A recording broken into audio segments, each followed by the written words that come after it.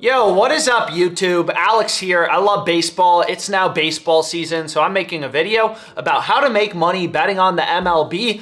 I know MLB betting is not as popular. People think baseball is boring. It's not as popular as betting on the NBA or betting on the NFL, but MLB betting can actually be super profitable. So last year in 2024, MLB made me more money. I made $69,000 total betting on the MLB. It was more profitable for me than betting on the NBA and betting on the NFL.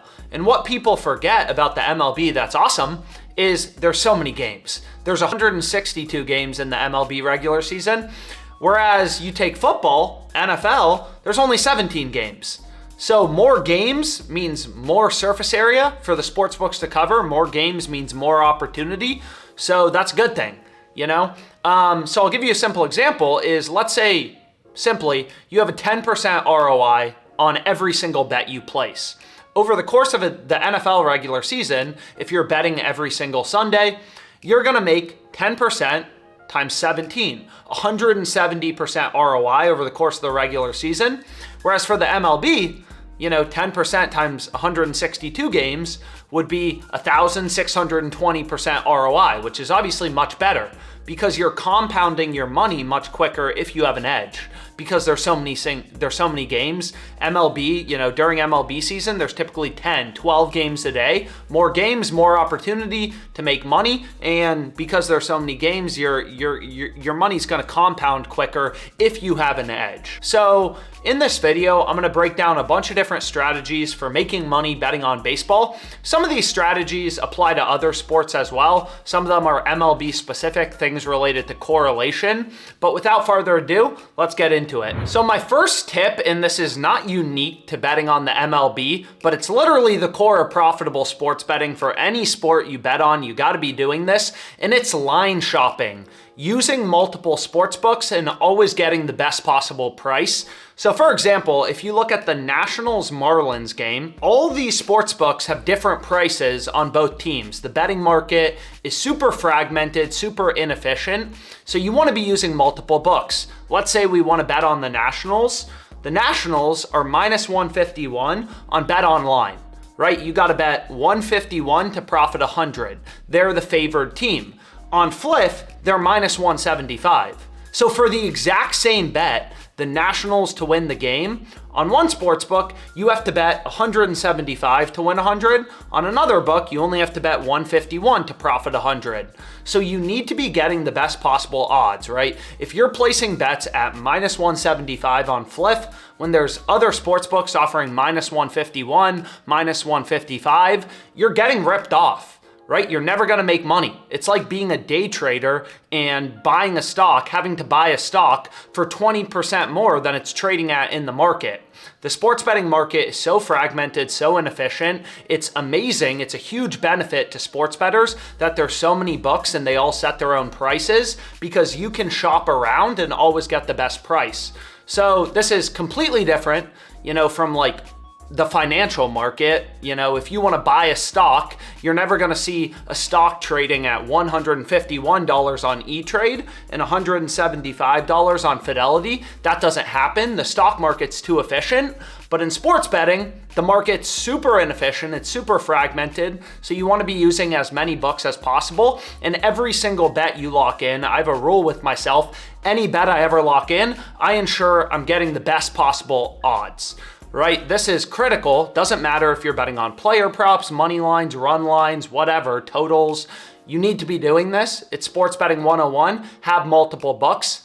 I've used over 50 sports books since I started gambling, and it's essential. The second thing is take advantage of promos. Like a lot of people, when I say, oh, you got to use multiple sports books, they think that's a bad thing. It's not. All of these sports books like BetMGM, Caesars, DraftKings, they're super regulated. They're not going to steal your money. Your money's safe. They take just a couple minutes to sign up for, and most of these books give you sign-up bonuses too. They give you lucrative deposit matches. At the time of recording this video, DraftKings had an $1,000 deposit match. So you put in $1,000, they give you $1,000 for free. Right? That's a pretty good promo for signing up. FanDuel, I think they have something like Bet5 get $150 for free if your first bet wins. Obviously, that's a no-brainer. You bet $5 on a favored team. If they win, you turn it into $150. So all of these books run sign-up bonuses because they're all competing, trying to get new customers, and these promos are the easiest money you'll ever make sports betting, so you absolutely want to be using multiple books, taking advantage of all their promos, bonuses, discounts, prize picks, Taco Tuesday. They'll have a lot of discounts on the MLB. You want to be using all these promos to kind of maximize your ROI. These promos are the easiest money you're ever going to make gambling, so you want to take advantage of them. So I'm aware that getting the best possible odds, it may not seem that important. You know, who really cares if we're betting 100 to win 100 versus 110? But in sports betting, you got to remember, nobody has a crystal ball. Nobody wins every single day. It's all about getting an edge in winning long term. Right? The best sports bettors are going to have an ROI around 10%. There's nobody who is winning all of their bets. That's just not true. So let's say, for example, you go 500 and 500 betting on the MLB over the course of a season. You place 1,000 bets. Here you can see your profit and loss based on the odds you're getting. If you're betting at minus 120, you're super unprofitable. You're going to lose $8,000. If you're betting at plus 120, you're going to be super profitable. You're going to have made $10,000 over the course of the regular season. So line shopping, getting the best possible prices really matters long term because again, nobody's going to win every bet. I definitely don't win every bet. But if you're getting the best possible odds, that's really going to help you, get to a positive ROI in any sport. This isn't just for baseball, and make money long term. So I'm going to rip through a bunch of betting strategies in this video. And honestly, most of these strategies, they're sharp, they're data driven. I don't just place random bets with my gut. So most of these strategies, they work, they'll make you money when you're betting on the MLB, but they also work for other sports. However, we are going to discuss some MLB specific betting strategies. The first one I want to discuss is called arbitrage betting. It's an amazing strategy. It's actually how I started sports betting. And what's really appealing about arbitrage is you're making risk-free profits. If you're doing it correctly, you have no chance of losing. And I've made full-length YouTube videos on arbitrage betting on this YouTube channel. But basically, it's a pretty simple strategy. All sportsbooks set their own odds, right? We've already gone through that. So when two books get super out of sync, have vastly different odds, what you can do is bet the over on one book, the under on a different book to guarantee a risk-free profit. So you're basically day trading inefficiencies in the sports betting market. You're capitalizing on spots where sportsbooks are making mistakes to ensure a risk-free profit. So I'll give you a simple example that Arb Thief gave out on Twitter. He's an OddsJam user. He's a professional sharp sports bettor. And what you're gonna see is he bet on DraftKings on the game to go under 18.5 runs. This was a live arbitrage bet, and he got this wager at minus 140. On FanDuel, he bet the over at plus 172 odds. So he's playing the over 18.5 on FanDuel, the under 18.5 on DraftKings.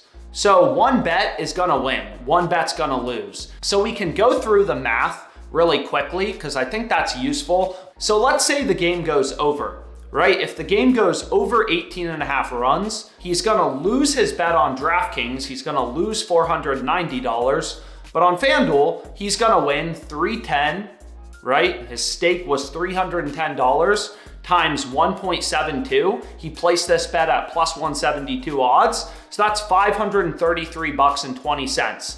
So if the game goes over, he loses $490 on DraftKings. He wins $533.20 on FanDuel. His net profit is going to be $43.20.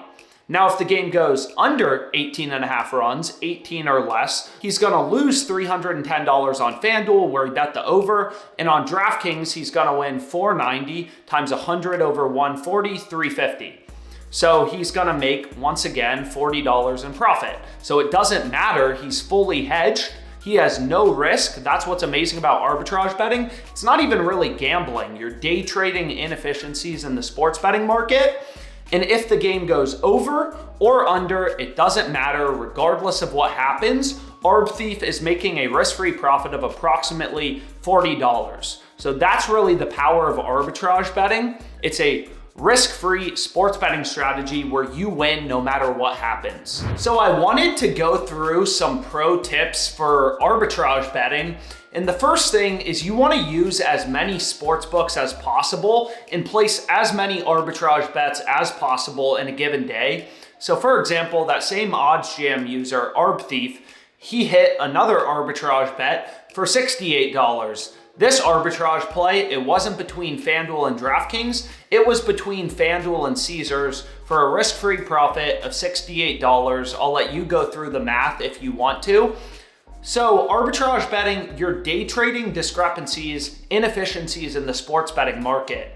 You never know which sports books are gonna have the best and the most profitable arbitrage opportunities on a given day. So you wanna use as many books as possible. Also, when you're arbitrage betting, you're always placing 2 bets on 2 different books. One bet will win, one bet will lose, but you're gonna end up with a profit regardless. So long story short, the more books you use, the better. Every arbitrage bet you lock in is free money that you're gonna get back later that day. That's really the power of arbitrage betting, is compounding. So you're compounding, you can grow your bankroll very quickly when you're arbitrage betting, because typically these are daily returns. You're not betting on games 2 weeks away, right? You're betting on games that day. So even if you can make a risk-free profit of 3%, it adds up pretty quickly. You can think about it too, like let's say you can hit 2 arbitrage bets a day for $30 profit each. That's $60 risk-free profit you guaranteed yourself that you can use and just save up, or you can use that money, that $60 risk-free, to bet on parlays or more risky bets. But $60 risk-free profit every single day, right? Over the course of a month, that adds up to $1,800 guaranteed profit, risk-free profit, which is, essentially how you see people on social media, on Twitter, who have all green calendars. They're making money, they're winning every single day, and it's because they're only arbitrage betting.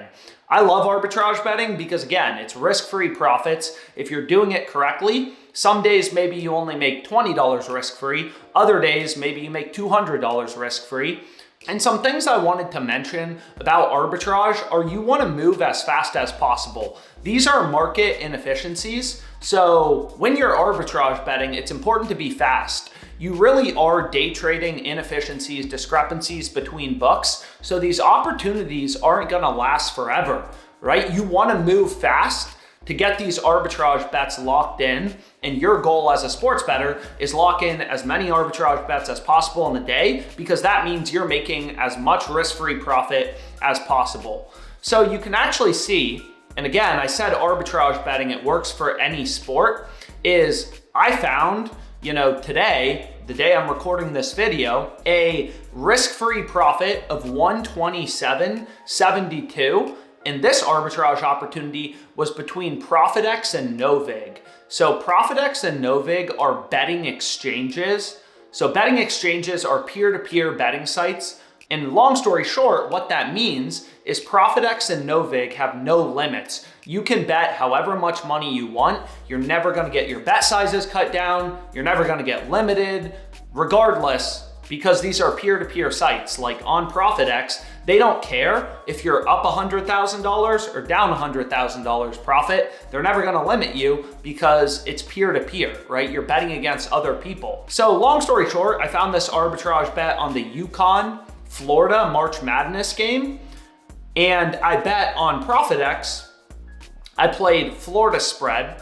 On Novig, the other betting exchange, I played UConn spread, and you can kind of see on my picket how arbitrage betting works. On ProfitX, because Florida only won by 2 points, on ProfitX, I lost $4,300. On Novig, I won $4,426. So one bet won, one bet lost, and I ended up $126 guaranteed profit from this arbitrage opportunity. So it works for any sport. It works for any league. It's a super effective strategy. It's risk-free daily returns. And again, it adds up quick. The reason I started sports betting with Arbitrage is I didn't have a lot of money. I was just starting to gamble, and all I wanted to do was make money. And arbitrage betting really is the best way to do that, because if you're doing it correctly, you won't ever have a losing day, which is incredible. So one thing I wanted to mention, because I hear this a lot, is people will say,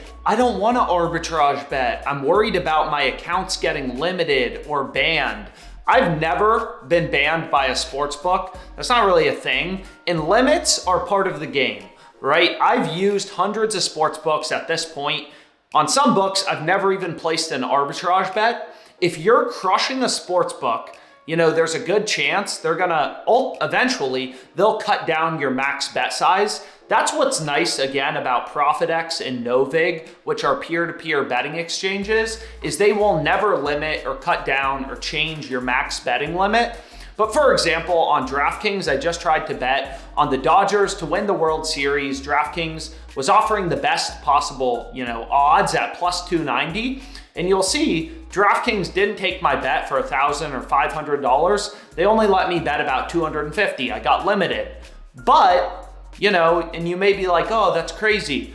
But at the same time, I'm up over $217,000 on DraftKings. This is a book I've been using for 6 years. So, it's kind of part of the game. Like, I'll take some betting limits for $200,000 net profit on DraftKings. There are gonna be sports books that limit you.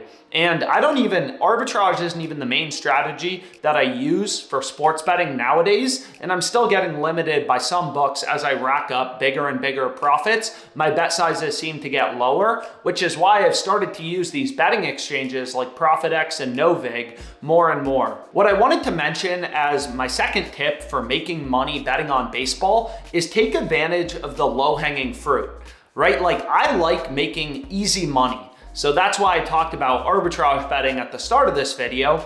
But another easy way to make money is taking advantage of promos. So when I started sports betting and was betting on baseball, every day I would get home from work and I would check every sports book I used, BetMGM, DraftKings, FanDuel, for profitable promos, odds boosts, profit boosts, discounts. I'd check for the easy money. Because again, even if you're just playing promos and you have a smaller bankroll, you can make thousands of dollars a month if you're using multiple apps, just taking advantage of the no-brainer promos. So I'll give you a simple example. Is one very popular MLB betting promotion on FanDuel Sportsbook, one of the 100+ books I've used at this point, is Dinger Tuesday. So FanDuel runs this promo during MLB season, and the way that Dinger Tuesday works is if you bet $25 on a player to hit a home run, FanDuel will give you a $5 bonus for every single home run hit in the game. So if the game has 5 home runs, they'll give you a $25 bonus. $5 per home run, 5 home runs means a $25 bonus. So if you look through the league average, right? Most MLB games average about 2.5 home runs per game. So FanDuel is essentially giving you $12.50 in expected value. The average MLB game has 2.5 home runs, right? FanDuel's giving you a $5 bonus for every home run hit in the game. So FanDuel's giving you $12.50 in bonus value for every single game you bet, which is incredible if you think about it. Some days there's 10 MLB games going on. So just taking advantage of FanDuel's promo, Dinger Tuesday, 10 games, right? 10 games, $12.50 in expected value. That's $125 a promo value from FanDuel just for one promotion, Dinger Tuesday.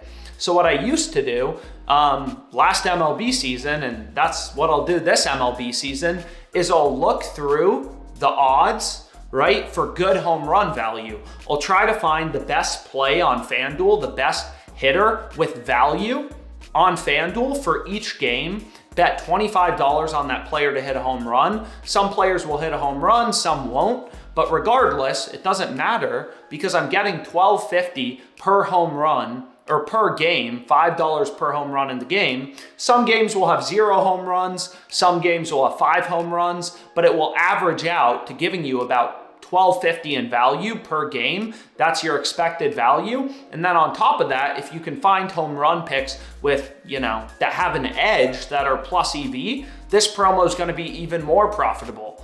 So, $125 in value for a 10-game MLB Tuesday is pretty incredible. Dinger Tuesday, super profitable promo on FanDuel. That's just one example of a super profitable MLB betting promo that you should be taking advantage of. So next we have correlation. And this really only works on DFS apps like Prize Picks, Underdog Fantasy, Dabble, and Bettor Picks. These are DFS pick'em apps that have fixed payouts, but what you can do is you can find correlated outcomes and stack them together. So on Bettor, I had an absolutely massive day. You can see all these plays had overall the same picks. Cease, Abrams, Young, the same names keep popping up, and every single slip won. I was limited already on Bettor, not from Arbitrage. On Bettor Picks, you actually can't even place straight bets, so arbitrage betting isn't even possible. I was just limited on Bettor because I crushed this book and made like 60K last year, so they were already limiting me to like $50 or $100 per play. But regardless, what I did is I stacked correlated outcomes. So you can see an example of one of the slips right here is I paired together Dylan Cease over in strikeouts, and then a bunch of Nationals players, the Padres, who Dylan Cease was pitching for, were playing the Nationals. So I paired Cease over in strikeouts with a bunch of Nationals players to go under in hits, runs, things like that, whatever play had the best value. And all of these picks are positively correlated. If Dylan Cease is throwing a great game, in fact, in this game, he actually threw a no-hitter, which is insane. If Dylan Cease is throwing a great game, he's more likely to go over in strikeouts, and the Nationals players are more likely to go under in hits, runs, singles, hits plus runs plus RBIs, kind of all the major stat types. So all of these picks are positively correlated. Even hitters on the same team, stacking them to go under, those plays are positively correlated. If the Nationals are just, not getting on base, then every player on the team is less likely to get at-bats, and they're all more likely to go under. If a team's playing really well, they're more likely to go over together, which you can actually see in another correlated Bettor slip that I ran. You can see in this play, instead of stacking unders together on Bettor, I stacked overs together. There were 2 picks that had good value. Crawford over in hits, and same thing with Cal Raleigh over in hits. I paired these together. If the Mariners have a great game, maybe players on the Mariners get 7, 6 at-bats, right? Both players are more likely to get on base more, to get more hits. They're more likely to go over together, so these plays are positively correlated. So on DFS apps like Prize Picks, Bettor, Underdog Fantasy, Dabble, there's a lot of exploitable correlation in the MLB. You can comment, on the video if you have any questions about correlation betting. But regardless, in this video so far, we've covered a bunch of different strategies. First, you gotta be line shopping. Every single pick you lock in, you need to be getting the best possible odds, the best possible price. That's the core of profitable sports betting. We've discussed arbitrage betting, hedging to guarantee a profit, taking advantage of the super profitable promos, and now we've discussed correlation. So if you have questions about any of these different profitable, sharp MLB betting strategies, comment them on the video. I'm always happy to answer any questions you have. And thanks so much for tuning in. I really look forward to this MLB season and giving out picks on social media, Twitter, live stream like I always do. And yeah, have a great rest of your day.